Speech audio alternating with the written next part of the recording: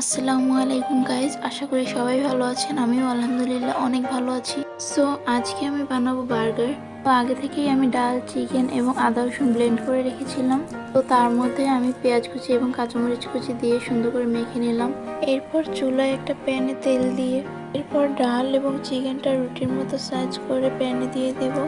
আমি 4টা বার্গার বানাবো, এই জন্য 4টা বড় বড় সাইজের বড়া ভেজে নেব। তো আমার বড়াগুলো ভাজা হয়ে গিয়েছে, এখন আমি সবগুলো উঠিয়ে নিলাম। এরপর রুটিগুলো মাঝখান থেকে কেটে প্যানে করে গরম করে নিব। দেন চলে যাব বার্গারটা রেডি করতে। তো প্রথমেই বার্গারের নিচের অংশে মেয়োনিজ দিয়ে সুন্দর করে ছড়িয়ে নিচ্ছি সব জায়গায়। এরপর আমি উপর থেকে টমেটো সস অ্যাড করে দিব, যাতে বার্গারটা সুন্দর লাগে এবং আরেকটু টেস্টি হয় খেতে। দেন উপর থেকে আমি বড়াটা দিয়ে দিব।